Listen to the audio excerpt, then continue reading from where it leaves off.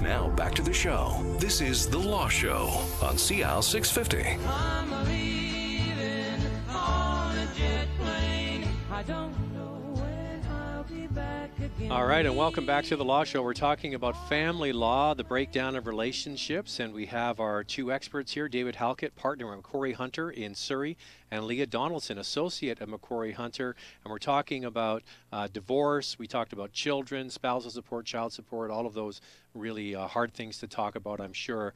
One that's also tricky to talk about is ongoing funds or funds in the future, and that would be around pensions, right? So you mentioned earlier that, you know, a lot of women really want to hold on to that pension, a security blanket for the future, but you're not entitled to keep it. You have to divide it, right? Yeah, unless the parties agree to divide it other than by the act. But you have to put a value towards it, right? Exactly. You'd have to get it valued either by the pension office, like federal offices often value it, tell you what it's worth, or an actuary. So you hire an actuary to tell you what the value of the pension is. Unless the parties agree to divide it other than by the act, then it just gets divided by the act, which says you get half of the credits accrued during the time you were together. So the way a pension works is you get sort of credits as you go along, and then you're basically dividing that. It's not really an amount.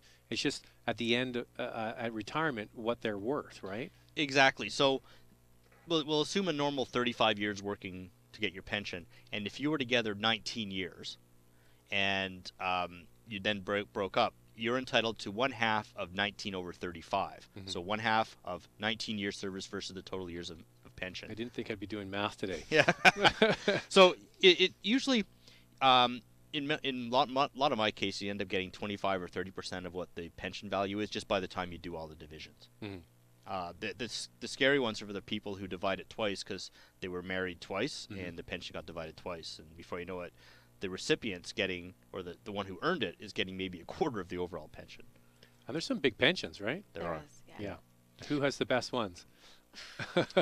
Well, the Air Canada pilots is pretty good. Yeah. TELUS executive ones are interesting because they have two different pension plans. RCMP also have good. They're a good one, yeah, exactly. And firemen isn't too bad. The easiest ones. Firefighters. Firefighters, that's yeah. right. Sorry, yeah. You're right. You got me on that one.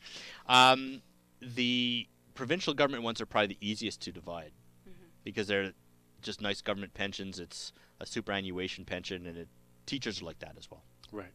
So what's your advice to somebody who really wants to hold on to it? Well, I usually, if I'm acting for the person who wants to keep it on, I'll say, look, you're going to end up being cash poor at the end because your house may have $500,000 of equity. So it's $250,000 each, we'll assume. Well, if you want to buy out the pension and the other interest is $200,000 to the other side, you're only coming out with $50,000. Sure, you have cash down the line, but you have nothing now. Mm-hmm.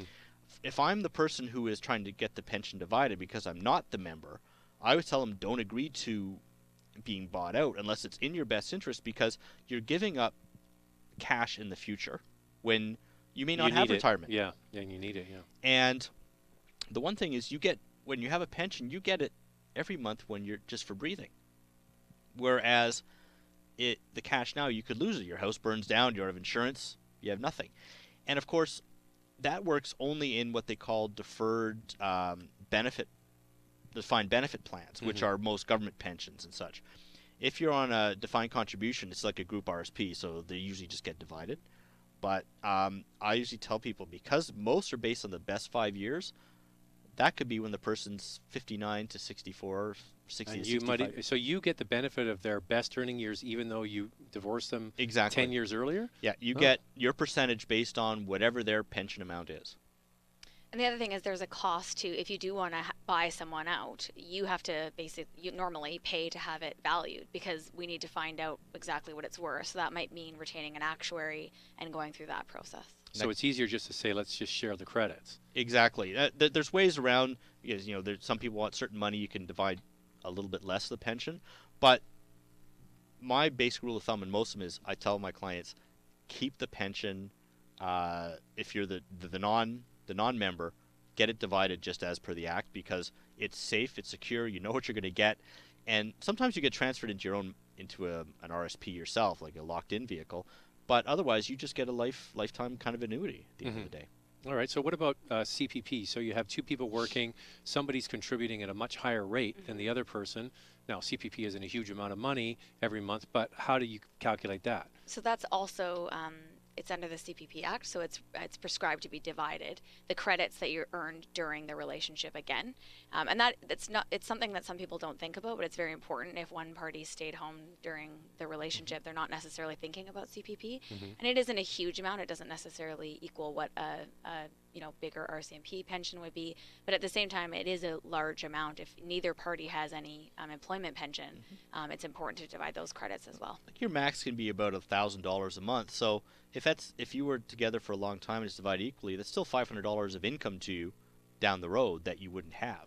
A lot of people, when they're both professionals or people who had good earnings, it may be that if they earn the same amount over a long time, there's no need to divide it. Because Simply they both because maxed out. They're both at the top Exactly. rank, right? But it is free to divide, so it doesn't hurt you either way to do it. It's not there's no cost, unlike with other pensions. So what if somebody says, okay, I want to take it at 60, and the other one wants to wait until 65? Because you get a different amount, right? Once it's divided, it's up to you as When you want to take it. Yeah. It's divided at source, so that they view you as the owner of that many credits, right. and you take them whenever you choose, want. yeah. Okay, now what about RRSPs and maybe even registered education savings plans? Well, RESPs are basically the kids' money. So even though that's not their asset, usually you don't divide them. You want to keep it separate because if you divide it, then you got to pay for the kids' university. So you better just keep that money there and pay for the university. RSPs are just treated like other assets. They're divided, and you can equalize them at the end of it simply by doing a tax-free rollover. So you roll it into yours. Yeah. Right. So it just goes in kind. Exactly, There's no and then tax. you don't pay tax. Right. So then you have to take it as a RIF at the same. Well, if you're younger, it might be even later. So could Exactly. it stay sheltered for longer? Yeah, it can be. You only have to turn over at 71, so it becomes your RSP. You transfer it into your own. Okay. So what other kinds of items might be that we haven't talked about? We've talked about pensions, CPP, all those sorts of things. Stock options are an asset. They can be worth a lot more in the future. You can have them transferred over to each other and divide up the stock options. It doesn't happen too much in my practice because I don't act for many in the tech industry, but that happens a lot that way. Those are called the golden handcuffs, right? That's how companies keep people employed, is that they give them stock options and they won't vest Yeah. unless you stay with the company. Yeah. And so that's the advantage to staying around. Now, so we have stock options. What about small businesses where you have a situation where, say, the husband or the wife is working in the family business and they're not able to liquefy their interest in that business? So say, for example, you've got a father and two sons that run a small business, and they would take payment out, but they wouldn't be able to actually cash in their shares until a later time. So how does that work? Yeah, we deal with a lot of closely held businesses, we call that. So there's very few shareholders. One of the main things that comes up with those is a value of the actual business. So does that business actually have a value in and of itself? So if it doesn't own assets like property or equipment, sometimes there's just a business that's in operation and it doesn't have a value in and of itself, but it does have income as well as retained earnings. So just because if the business is earning the income and it's not paying it out, it's keeping it in the business, that is an asset that the spouse can get at. So when do they? That's what I'm saying. If it's a family-run business, and there's the father and the two sons that are running the business, and that one of those sons happens to be your spouse or soon-to-be ex-spouse, they're not able to get the money out until the business is sold, right? So how do they get around that? Well, what you sometimes do is you put a lien on the home, or you get more of something else, or you take there may be a cash payout if possible. A lot of family businesses don't allow the parties to actually, who aren't a family member, be a shareholder.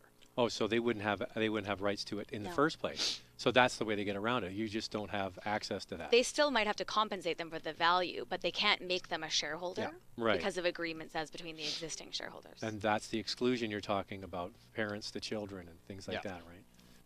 So those are very specific examples of people and separating assets. So we only have about a couple minutes left.